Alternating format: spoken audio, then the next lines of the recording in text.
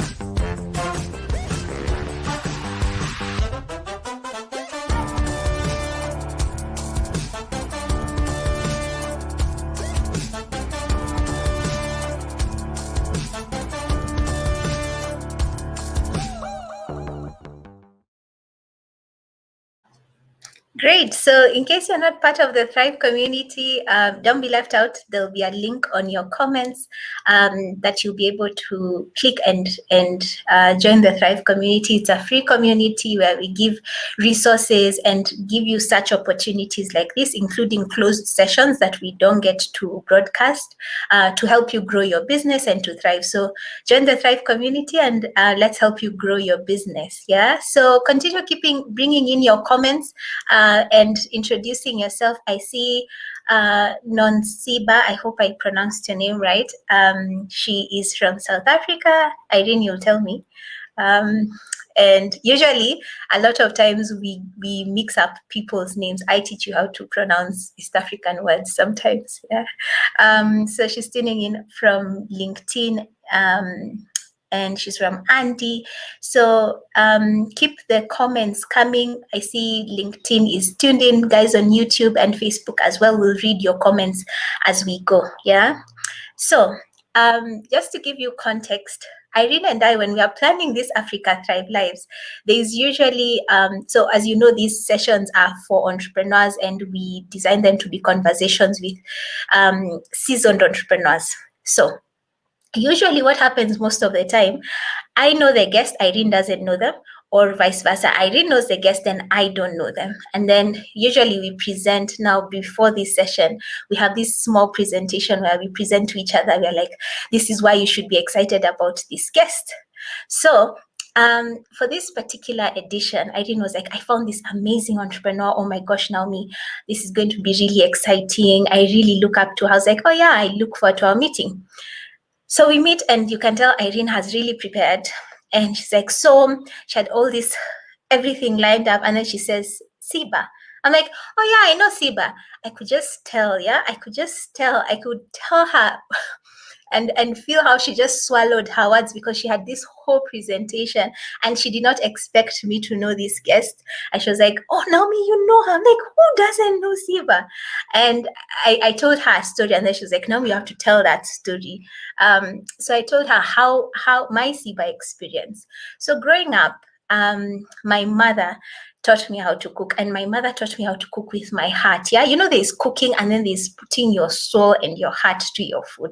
So my mom taught me how to cook with my heart. You know, that food that just simmers and it just has all the love inside.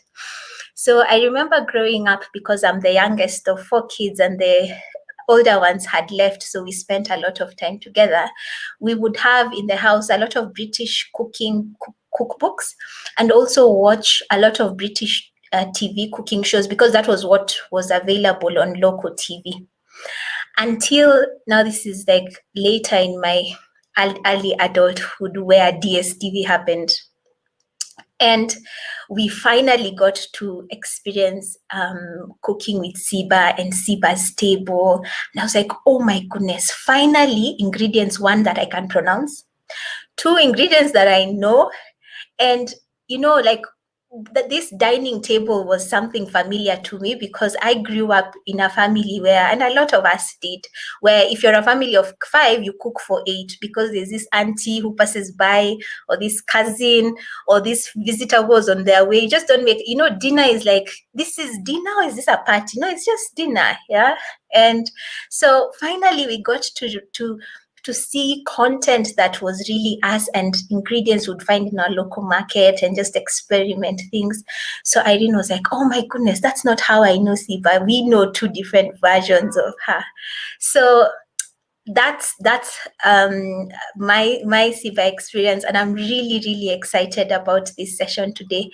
And despite whether you're here because you look up to her, or you're here because you're in the food industry, or you're here just because you're part of the Thrive community, I think there's something in for everyone today, because Siba's story is quite dynamic, and she started creating content way before content was like a popular thing, and now everyone is creating content. So it's really exciting to have this conversation tonight. Yeah. And before we introduce her, I just want to welcome everyone. Mohammed, we see you. Wendy Nzomo, we see you. So keep your questions and comments coming. Yeah. So without further ado, And without taking too much of your time, ladies and gentlemen, here is Siba. Those ululations, I'm sure they're happening, and the virtual emojis on the other hand.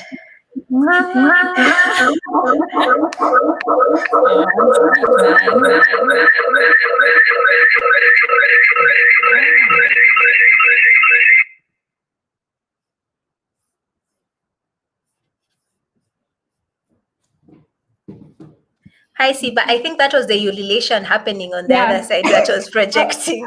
Yeah, I was just about to say the queen came on screen with thunder. I love that. Thank you. Thank you so much. Can you hear me well? Yeah, we can hear you perfectly. Okay, perfect. No, thank you so much. What an introduction. Thank you. Yeah, and thank you for accepting to be part of this conversation. And I know it doesn't happen with virtual events, but I hope you can feel the energy. There are a lot of people who are really looking forward to this session, and there are a lot of people cheering you on that you might not see them. So we really, Irene and I, on behalf of them, really welcome you. And we hope these 40 minutes that we spend together will edify them, and you'll get to have fun, and we'll get to learn from each other. Yeah. So how about you introduce Siba to those people who, unlike me, don't have a Siba story? Who's Siba? All right. So Siba, my full name is Siba, which means we are beautiful, Mtongana. I was born in the southernmost tip of South Africa in the Eastern Cape. I'm the last born of 6 kids. So in my house, they think I'm the spoiled one, the one who never really got a hiding because mama and daddy were over it. They were over giving hidings by the time I came along. I come from a very staunch Christian, God-loving, God-fearing family. That's my background, and that's who I am. Siba, that's the background. Now, in terms of how people know me, majority of people know me from Siba's Table and Cooking with Siba, which I started off with. Some people also know me as a food editor of Dry Magazine back in the day. Also, some people will know me as a chopped judge and predominantly on Food Network. I am a food person in and out. I love food, and I've always loved food. And in actual fact, my story, runs back to my childhood, where my parents knew that I love food, but they freaked out when I told them that I wanted to do food as a career. So it was always a struggle to having to convince them that, I want to get into this, because as you rightfully said, food was not a trend at the time. And it's one of my proudest moments to have ushered in the wave of food becoming something lucrative and something that, people like me and you could look up to me and say, wow, I can do this. Or even giving parents an opportunity to say, oh my goodness, my child wants to do this, at least the Siba, and somebody they can model to be one day or towards, especially when it comes to my career. So I have a degree a bachelor's degree in food and consumer sciences, and I majored in food science and nutrition. And fortunately for me, my degree also had culinary arts in it. So it really was a very well-rounded one, which gave me a spectrum, a bigger spectrum of food when it comes to the food industry, and lots of options and choices of where I'd eventually want to end up. I specialized specifically in product development, recipe creation, plus media, food media specifically. So that's my core skill, but I'm a food scientist at heart because that's what I'm trained in, a chef who's also a food scientist / nutritionist. So that is Siba. I was headhunted by Food Network to become the anchor for Africa, Middle East, and UK. That was 8-9 years ago. That was about 9 years ago, when I had the first show I ever had in actual fact was Cooking with Siba.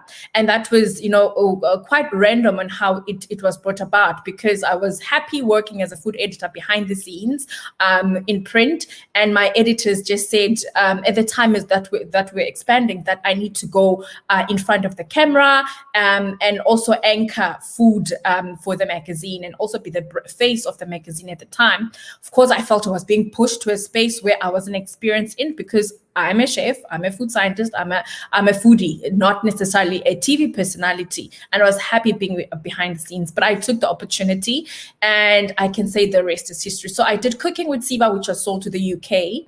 And once it was sold to the UK, to the African channel, that's where Food Network saw me. So they came down, in actual fact, in South Africa, and they interviewed about 500 people, 450 plus people in the country, and I was not one of them at all. And God's grace, I think, found me. And when they were flipping through channels as they were shortlisting, they came across me, very young, vibrant, full of laughter, knowledgeable about food. And they said, we hope she's South African because we'd like to sign her on, because they were looking for specifically for a South African anchor, but a male one. They're looking for a male anchor, not a female anchor, but they were just wooed by my show and myself at the time, that they called me from London and said, Siba, we would like to interview you. Are you available this Sunday, with a +44 number? Those who know will know what a +44 number is. So it was really incredible. I thought at first it was a scam. It was too good to be true.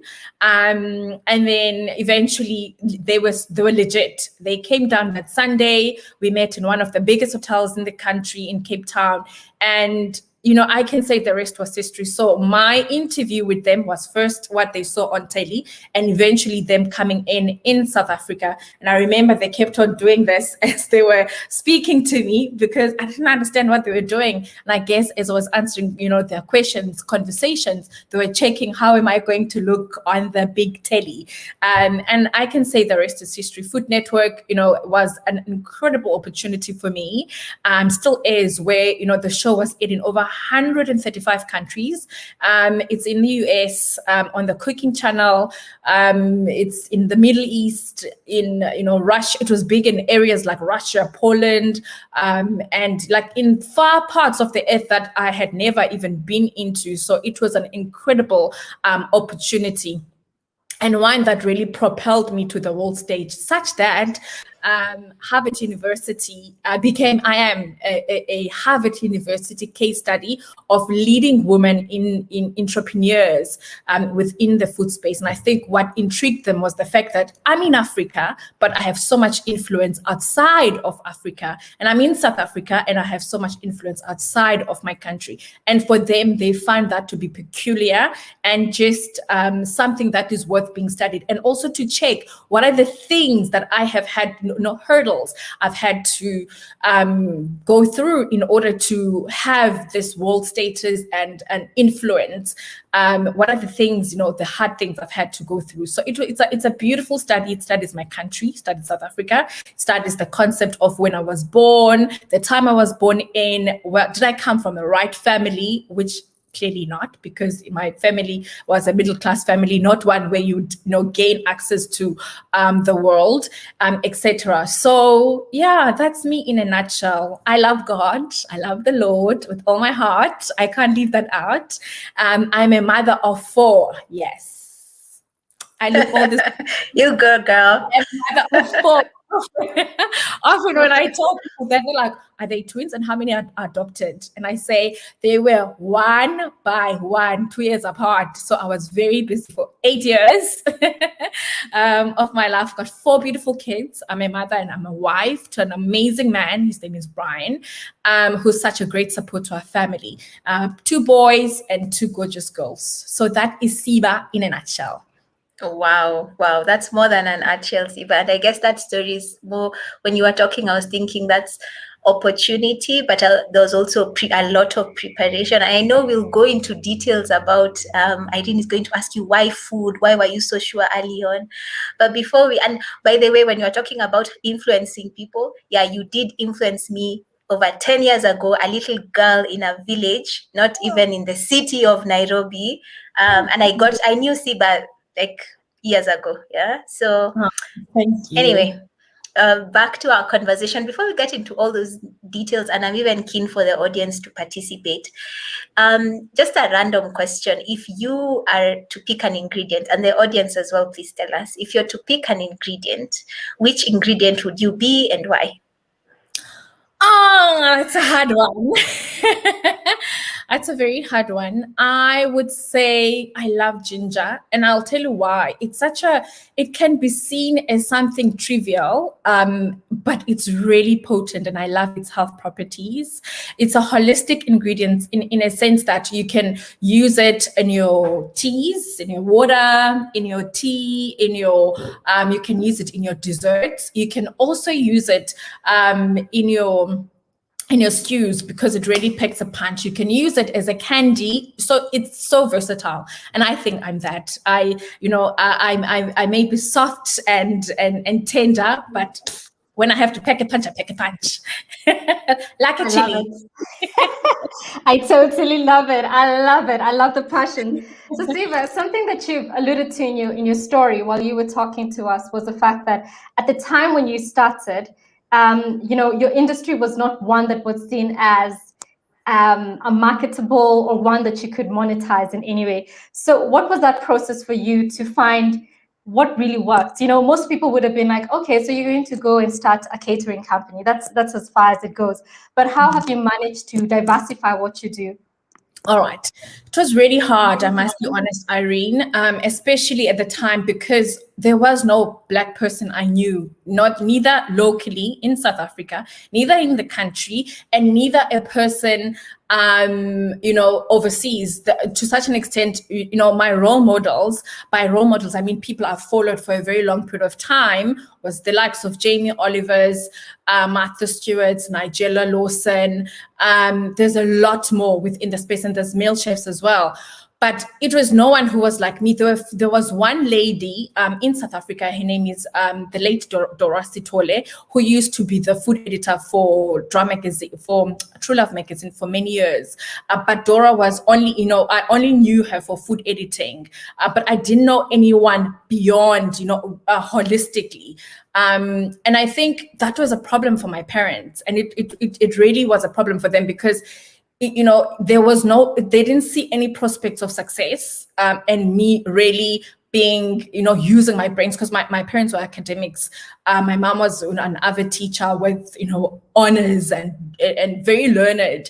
And they really wanted us to invest in us through education in order to become something great of ourselves. And if you do know our history as South Africa, you'd understand education for a Black person was almost given to us as a key to success. So for me not to have that sort of academic education they were looking for, it was a serious problem. That's why I actually chose food science and nutrition, because I knew at least my parents would approve of anything that has science in it. So it was really hard in the beginning, and also having to constantly being put down by my peers, by society at the time, of why would you go study food as a person. So I constantly had to put up to defend myself as to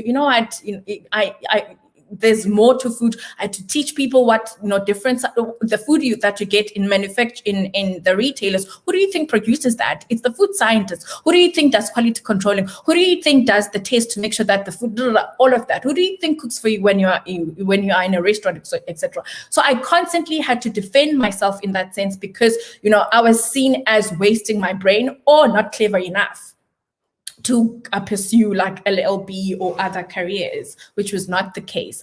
So it was quite hard in the beginning. And the reason why I did it is because I just had that, anything in me that I really wanted to do this. My parents said no. And they, in actual fact, they said, this is Siba's way of, some kids would want to go take a year and au pair for a year, or take a gap year, etc. They said, you know what, this is Bashla's way of just taking a gap year. So let's give her a year to do this food thing. And if she does well, then she can carry on. But if she doesn't do well, she's going to go back and be a lawyer. She'll do LLB and case closed. So I knew that the 4 years that I had, I really had to work hard, and I did work hard. I was part of top students in my class, and we got a bursary from the Department of Agriculture. And for me, that's always a God moment for me, because I had prayed that, Lord, I need to convince my parents this is really, I'm taking this seriously. And by getting that bursary, it gave me the freedom to really immerse myself in the food without my parents feeling like they were wasting their money on something that's not too serious. So that was great. And then, I think also, I've always been very entrepreneurial. I'm just going to touch a little bit on that. I've always been very entrepreneurial, even though I never thought, the word entrepreneur was not a thing back then either. I remember at some point, Irene might know this. At some point, I used to be a hair model. There was a company called Frika. I was there, a hair model. And then at some point, I worked for the university I went to as a tutor. And then after that, within university as well, I also, I realized that there was a gap in the market in terms of a tuck shop at our residence, and therefore I supplied muffins and other bakes. And I also worked for another restaurant part-time.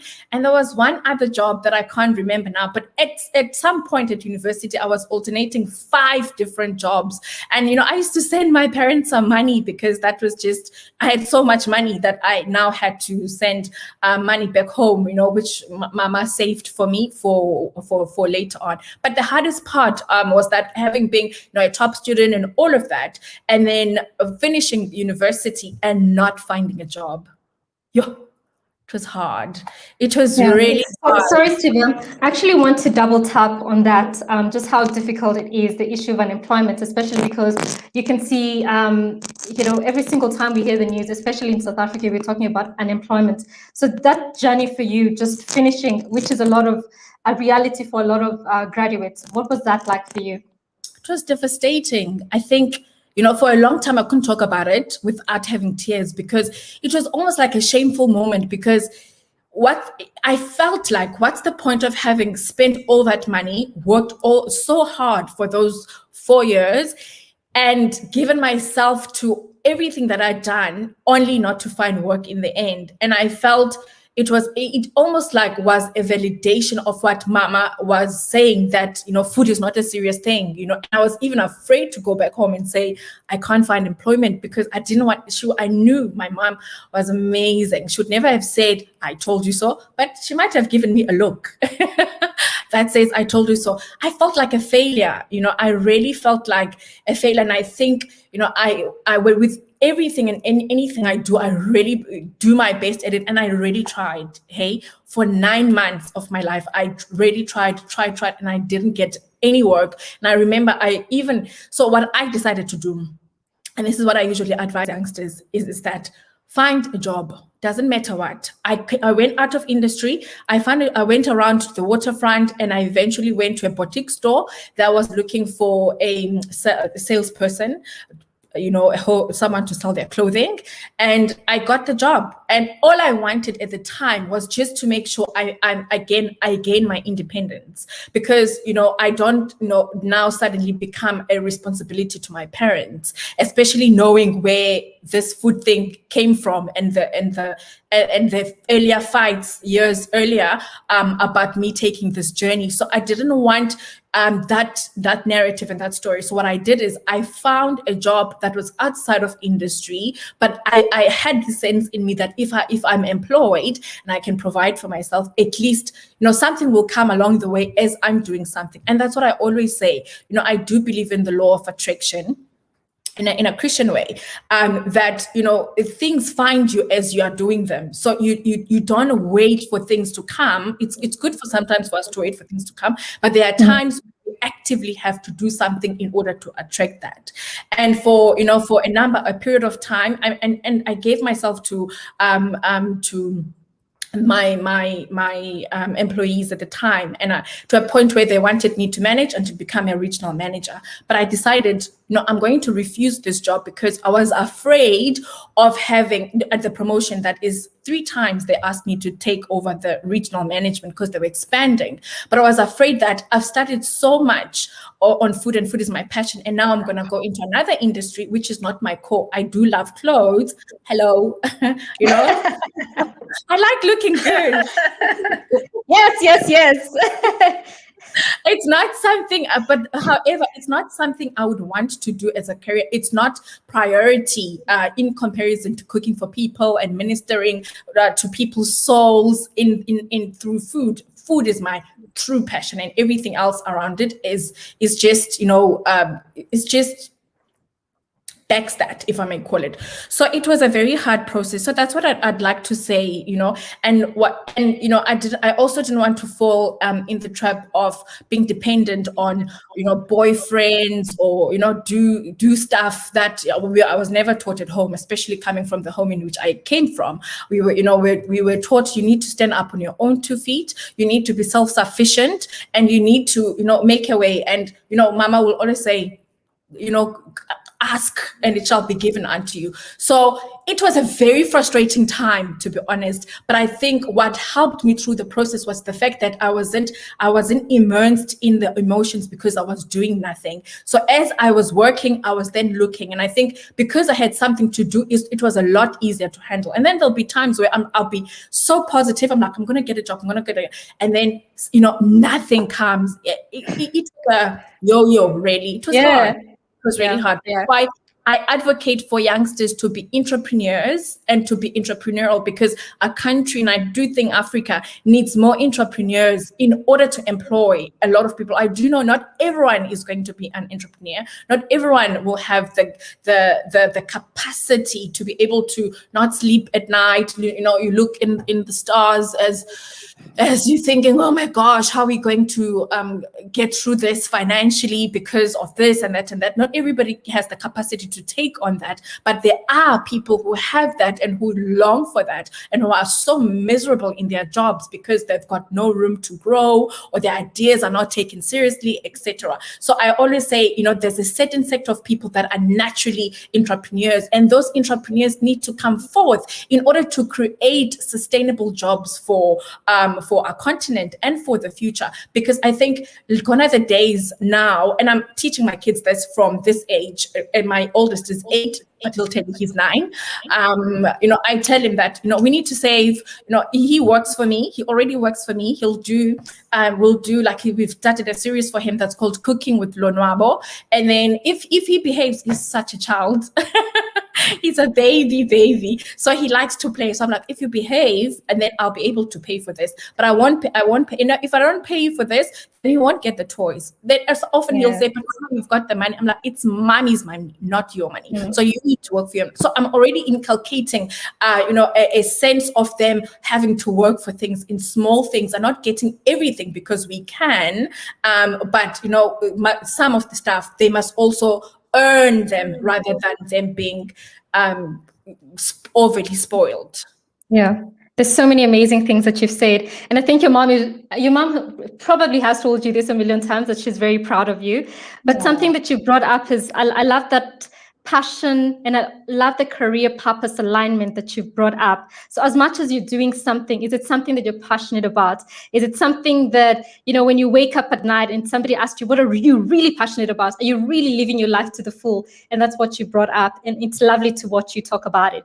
So the other thing that I want to bring up before we bring in the audience, who are just amazing. Thank you for keeping up with us and send through your questions and comments for Siba. Your business has grown so much. You've diversified, you've got a book, you've got a restaurant, you've got so many things going on, Siba. So how do you retain the authenticity of brand Siba? All the things and the values that you stand for, how do you maintain that? You maintain that by having a team that understands your core and the person that you are. And they understand that when they speak with other people, they're speaking on my behalf, not on theirs. So even if a person, for instance, is known to be rough and rude and, it's like, this is who I am, when they work for Siba, they have to adapt to who Siba is. I am lovely. I am, if you see me, you'll probably want to hug me because I'm a hugger post-COVID. I'm struggling with this elbows, but I did anyway for safety, not of mine, but for everyone else as well. So, I that's who I am. And because I'm that person, I'm a welcoming person, they too need to be like that. So it's part of our brand Bible to make sure that the team that comes and becomes the part of the Siba Co, they emulate that. That's the food, that's the culture of our company. You have to embody who Siba is. But at the same time, as much as I'm very loving and caring, I'm very strong. I am strong, and my no is no and my yes is yes. And for a very long time, I struggled with this concept of I struggled with the concept to a point where we had to even change some images, because people, when they saw me, they, like, for instance, if we'd go to a boardroom and we'd talk, and I'll talk about money and say, I'm not happy about this, this is what I want to offer. People thought I was aggressive, whereas I wasn't.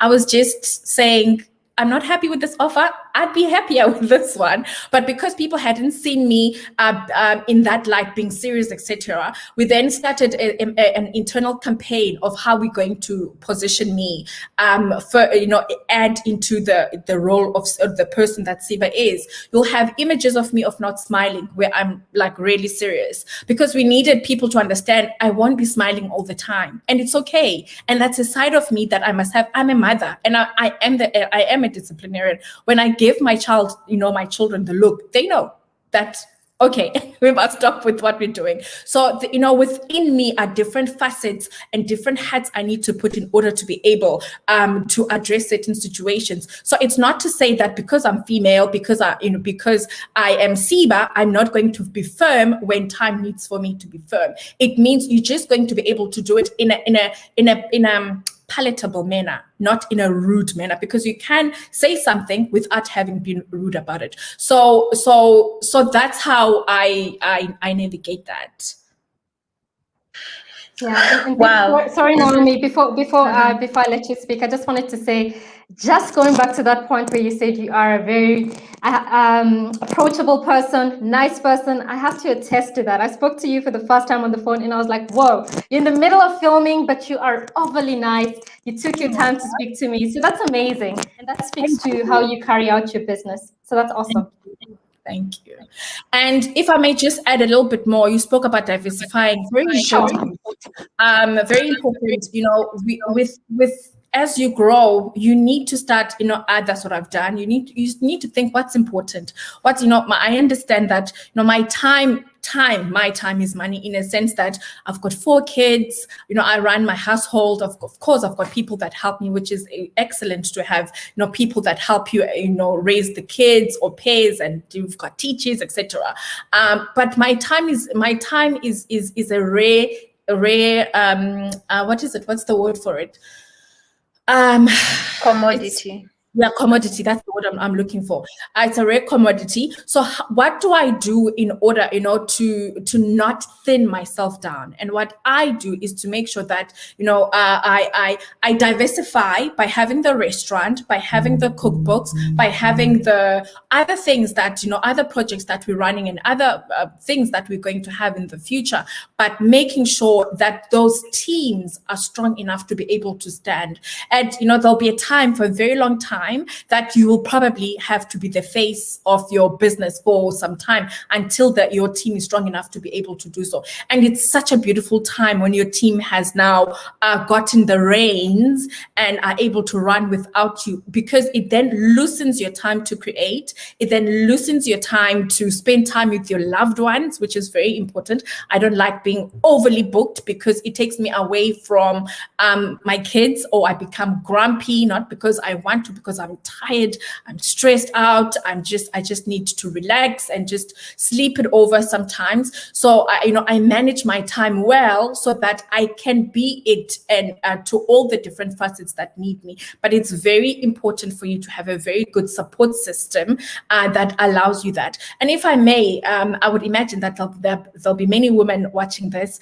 Ladies, very important to make sure that, and you guys are young ladies, I'd like to think I'm older than you. So as a big sister, I'd like to say, ladies, very important to choose the right life partner.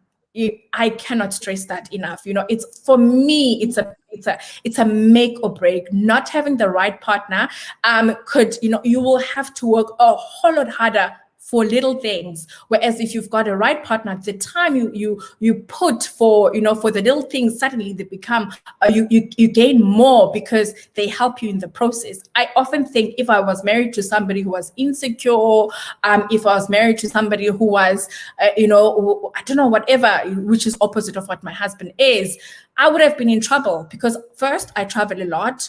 I am a beautiful woman, and he would have been insecure with having to allow me to do what I do without him. And he gives me the freedom to do all of that because we have such a strong, beautiful relationship. Now, I can't stress it enough. And I've, in marriage counseling sessions that I often have separate at church and many other spaces, this is what I always say: make sure that you get the right partner. And I'll say to the gentlemen who are here, don't be intimidated by a strong woman. There's nothing to feel intimidated about. Work on your relationship and make sure that you've got a strong, solid base. You love each other. You're each other's friends, so that you don't have that unnecessary competition or unnecessary insecurity.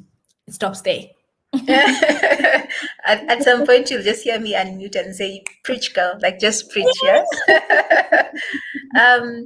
So and when we were talking to the community about this session, we didn't know you that much, but we said we'll talk about life as well, because in a lot of forums we don't talk about business and life. We sort of just separate that, like there's the business you and there's your life, but in reality it's in one pot.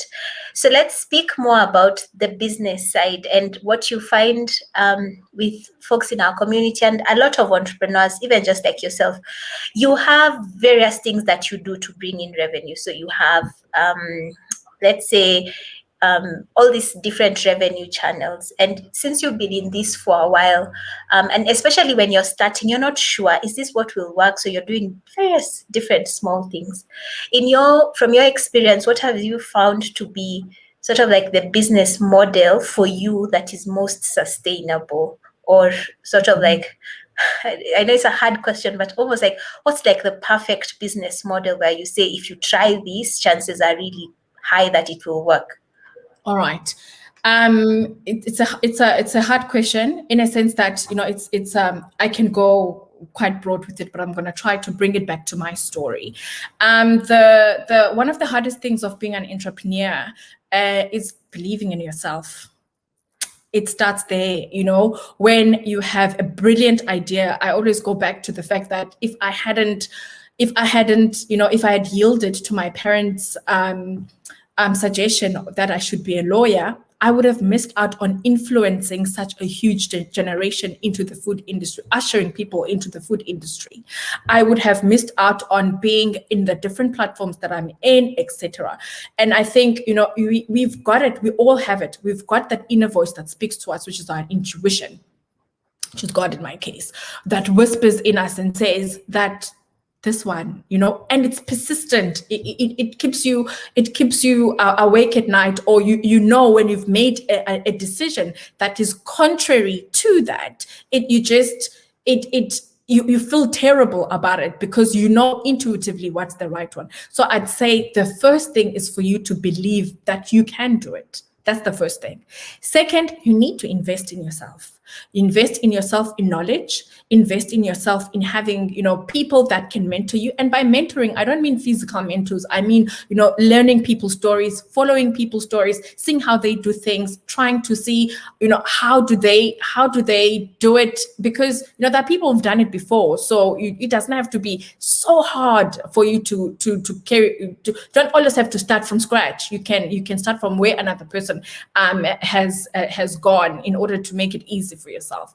So those are the two things. The other thing is you need to know the subject matter so well. You need to be business savvy, because there's one thing with having passion, which is, in my case, let's say it's cooking, it's nutrition, it's knowing ingredients, it's science, and developing recipes, etc., and sharing that with people. And then it's another thing operating a business. And these two are literally two separate entities. Just because you are good on the one, which is the cooking, doesn't necessarily mean you'll be good in the business. And the best thing for you to do is to equip yourself to the language of business, so that one, you're not taken advantage of.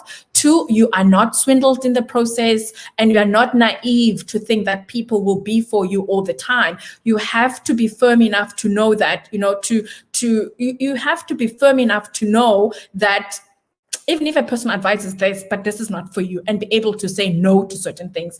Or if somebody said no, to be able to push and say no, yes. You need to have the certain strengths to push forward when you really want it, and then the certain strengths to push back when a person really wants you as a partner, but you're like, they're not the right one. And those are key. I was swindled in my business earlier on, and I can talk about it now because I'm older. Those were my school fees. It was really hard because it was a person that I trusted. They had come to me because they had seen that I was doing a great job. I was doing this. They came with ideas, etc., and they said they wanted to help me grow.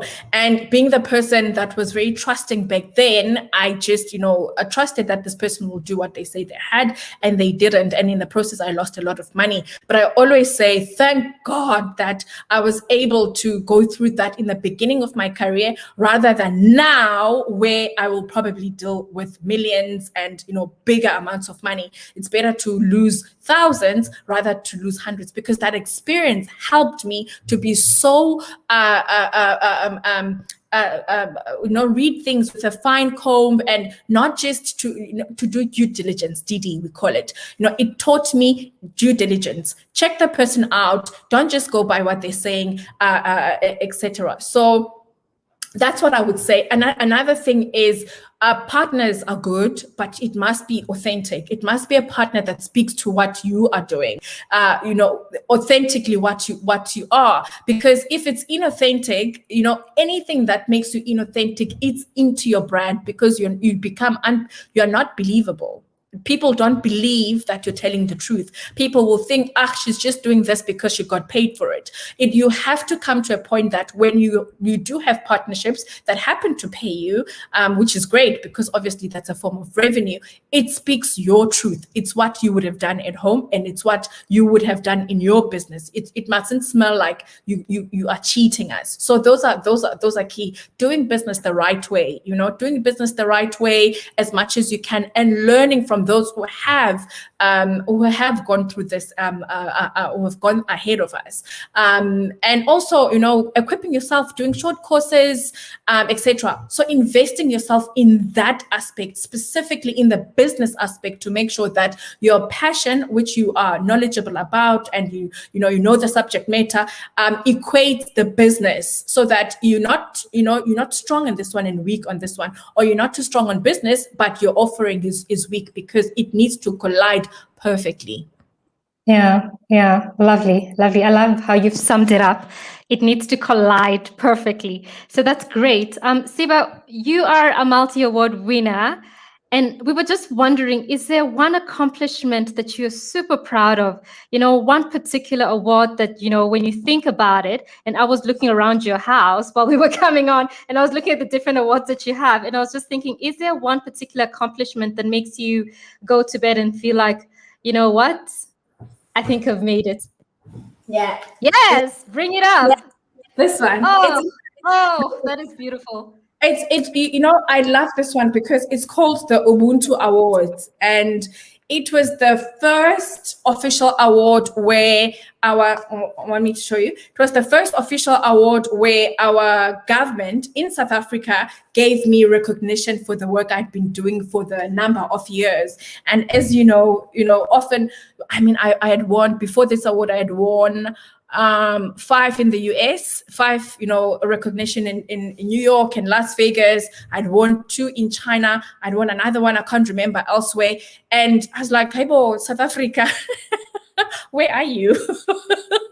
Where's my country? Where's my country?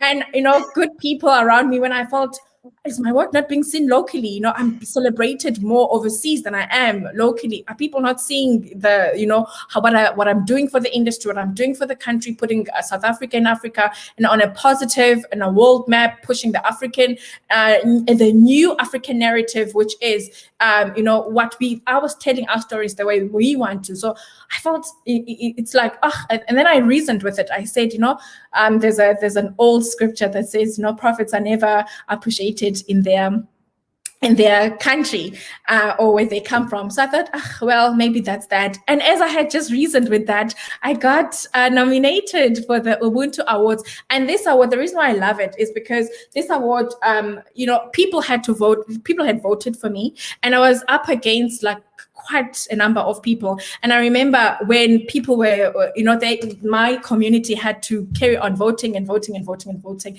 And people voted, and voted and voted. I had one contender who was very strong, and I kept on looking at the thing. I was like, okay, it looks like we're going to win. And then suddenly, the next day I wake up, oh no, he's ahead. And then I'm like, hey peeps, are you still there? And people are like, Siba, this is yours, you deserve it. And it was I don't know how to explain it, but it's people who put me in it to say you deserve it, Siba, because it was chosen by people, it was voted by the people. So it's people who've been with me for a very long time who dedicated themselves at that time to make sure that they will cast their vote. So it's very dear, because there's nothing lovelier than being appreciated at home. I do love the fact that I'm appreciated internationally, but it just makes it even sweeter when it happens at home. Wow. You're just making us really smile, Siba, and there are a lot of comments coming in. In fact, I think this is our first session where there are more comments than there are questions, which only means usually we get a lot of questions, which means it's really a fun conversation.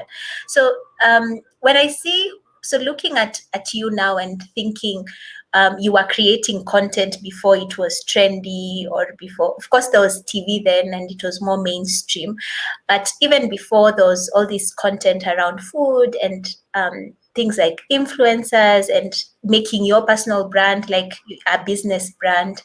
What's for sort of people who've chosen that path of business? What's and even looking at like your Instagram, where it almost feels like, I don't know if you post it, but it almost always feels very personal. Like we are talking to Siba here, we don't know if it's you or if it's your team that, oh wow.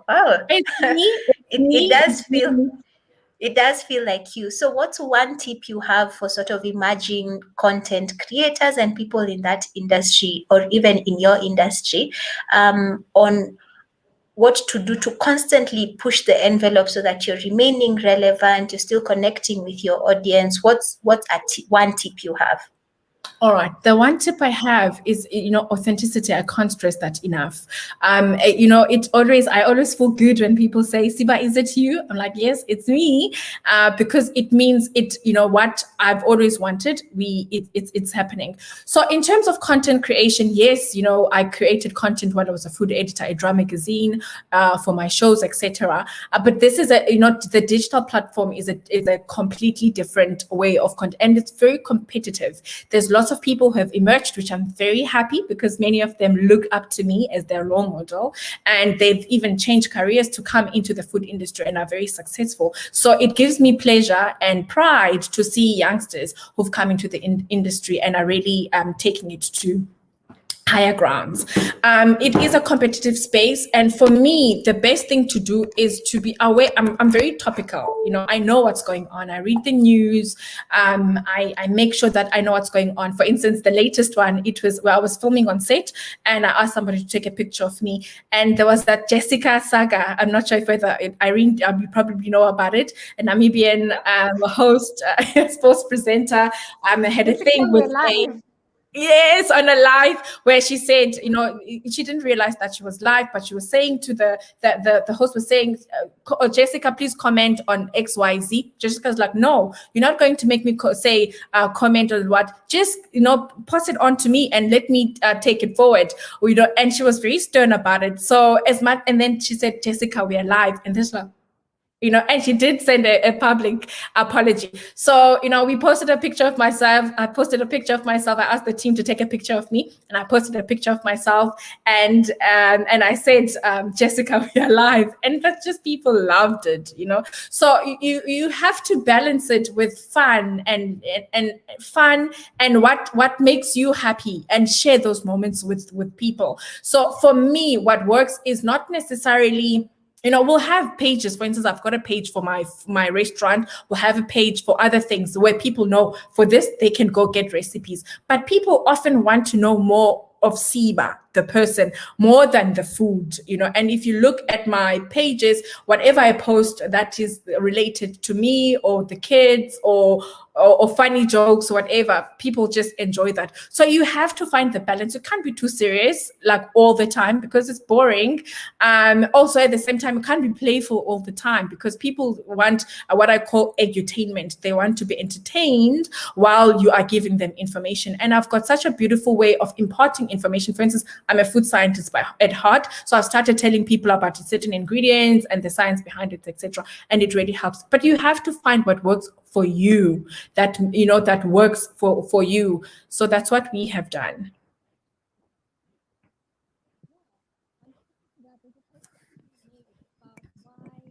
Aeroplane food tastes so bland. And I found it so educative because I didn't know that. I've always thought, it is what it is. It's been frozen for years. That's why. But just reading your post made a lot of sense. So that's amazing. Authenticity, and just whatever works for you. So Siba, you've achieved a lot and you're still very young. So what does the future hold for you? The future for me is, I am really pushing the African wave. I really feel that, when it sounds cliche when we say Africa, your time is now. I feel like going Amandla. When I say that, when people say Africa, your time is now, I've been pushing this way for a very long time, for the past 10 years, to make sure that our food is seen in a positive light, and it's seen in a way that people would want to come down to Africa and experience this, our food, and we're not seen on a negative. So whatever projects that I'm immersing myself in, they speak to that. And I'd like to hint, there's a new show that's coming, so that speaks to that is coming. So people must just follow closely on my social media pages. So my thing is, I want to grow my business. I want to appreciate African food, and I want to mentor a lot of youngsters, whether it will be them working in my establishment and they work for me. Hopefully they'll have their own one day, or they are part of the Siba Culinary Academy, which we will have, in the next few years, or whatever that might be. My heart, I'm a giver by heart, just like my mom. I love people and I love giving, and I love imparting knowledge and passing on that knowledge to people so that we don't die with such. But at the same time, I'm an entrepreneur by heart. I want to be a gazillionaire.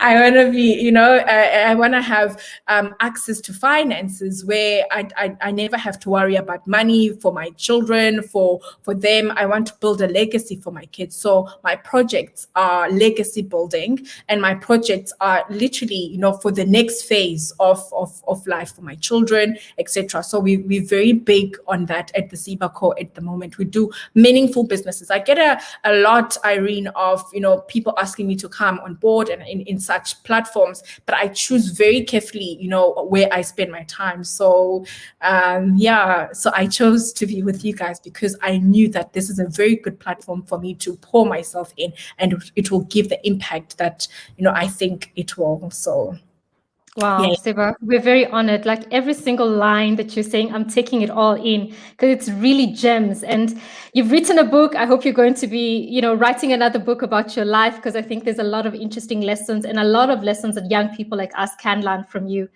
I just want to take an audience question.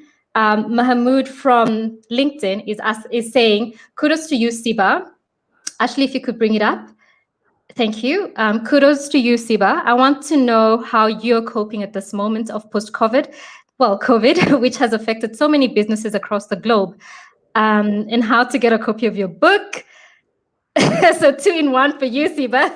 All right, awesome. So, your COVID has been hard, and I'd be lying to say it has not. It has hit the food industry so much. If you think the things I used to do before COVID, I would travel the world. Literally every year, I'd have 1 or 2 international travels where I'll either tour Europe or Middle East, the US or Australia or wherever. And that was, you get paid in pounds and in dollars and in etc. So the amount of money that you get from those it's a handsome one, it's a beautiful one. So not your business being hit that hard, it almost takes you have to think a million times of okay, how am I going to make sure that my business and I retain my staff even through this turmoil. So it's been really hard, but at the same time, for me, I even though it was hard, I just thought I'm not going to be swallowed by COVID.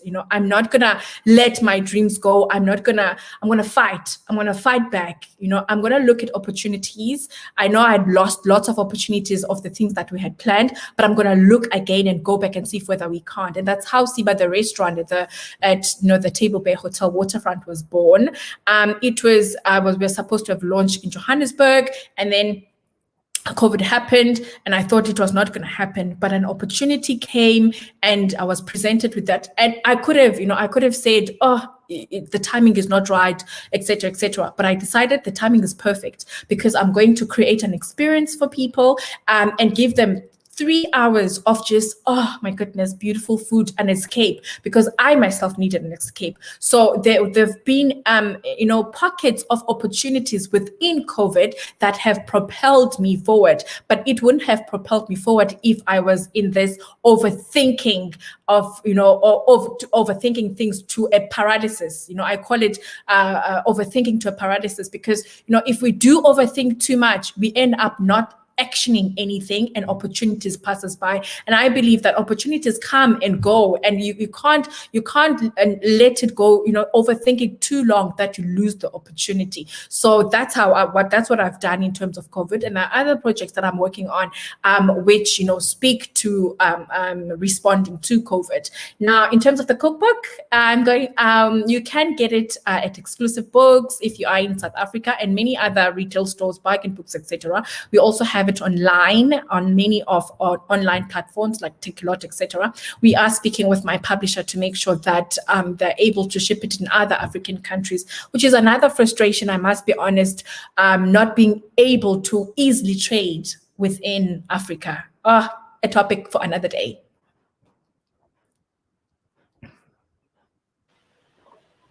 Yeah, Siba, we definitely have to have a conversation about how we can open up our borders so that we can have ease of trade.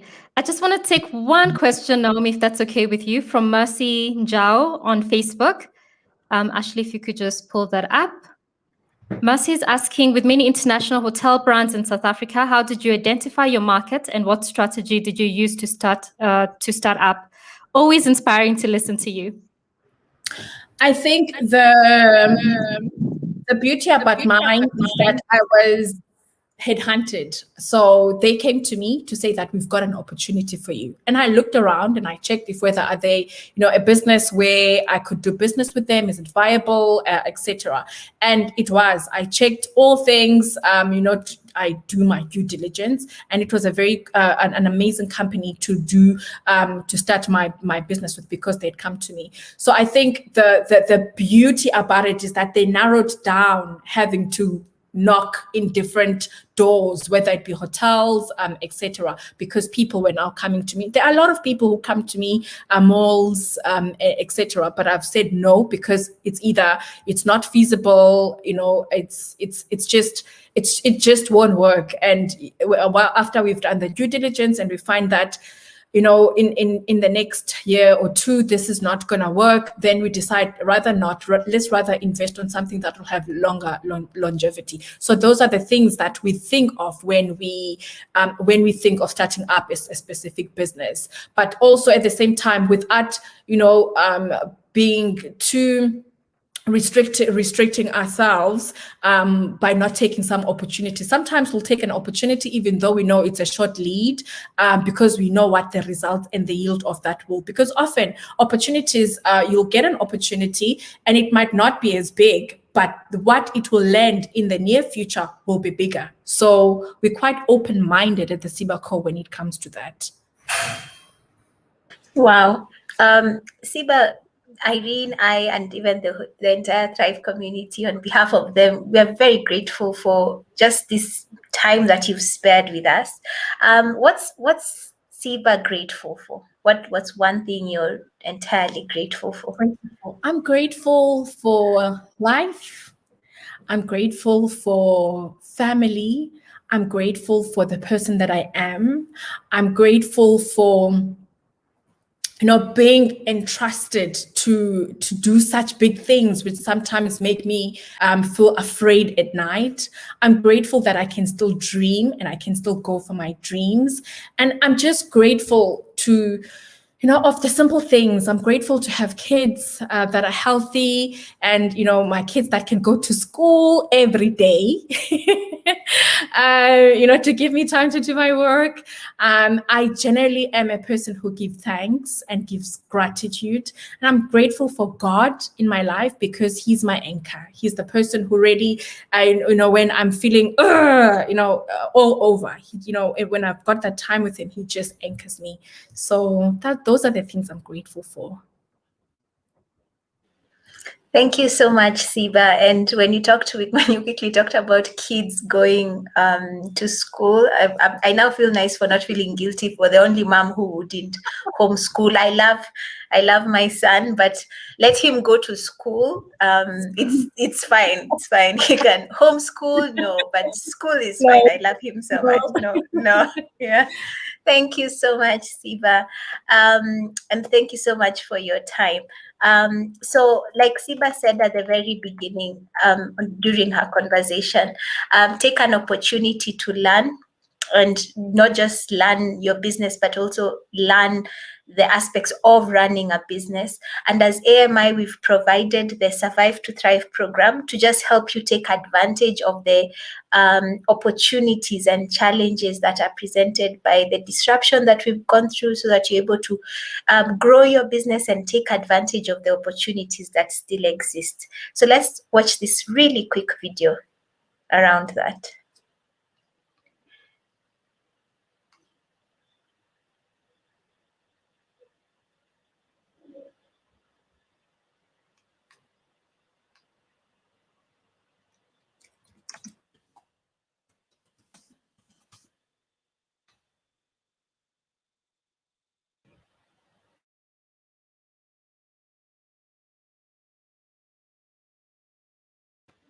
Sorry about that. We seem to be having sound challenges with that video, so we'll just go ahead and post a link on the chat and also on our screen.